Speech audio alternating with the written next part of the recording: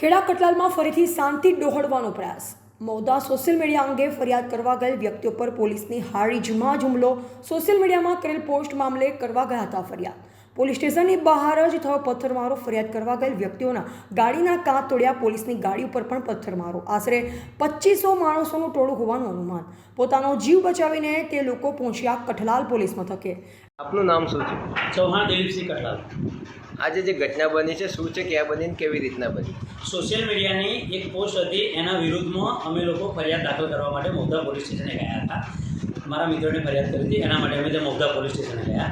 તો મૌદા પોલીસ સ્ટેશનમાં ફરિયાદ દાખલ કર્યા બાદ અમે લોકો બહાર નીકળતા હતા। તો બહાર નીકળવા માટે ટોળું બહુ મોટું થઈ ગયું। તો પોલીસે અમને અડધો કલાક જેવું બેસાડી રાખ્યા, ટોળું વિખેરવાનો પ્રયત્ન કર્યો પણ વિખેરાયું નહીં।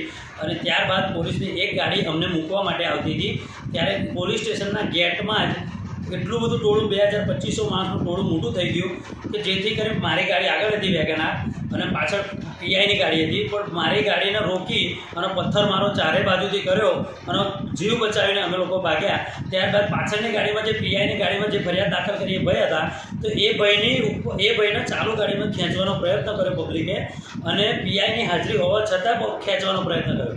ત્યારબાદ અમે લોકો આમ ફરી અને બસ સ્ટેન્ડ બાજુમાં આવતા હતા, તો બસ સ્ટેન્ડ આગળ ટોળું વચ્ચે આવી ગયું અને ત્યાં પણ મારે ગાડી મૂકીને મારે ભાગવું પડ્યું। પીઆઈની ગાડીમાં બેસીને હું જીવ બચાવીને કઠલાલ પહોંચ્યો છું। કેટલી ગાડીઓ પર હુમલો થયો છે? પોલીસની ગાડી પર પથ્થરમારો કર્યો અને વેગનાર તો આખી આગળ પાછળના કાચ ભાગ બધું તોડી નાખ્યું। રિપોર્ટર મનેન્દ્ર ચૌહાણ, મેમદાવાદ।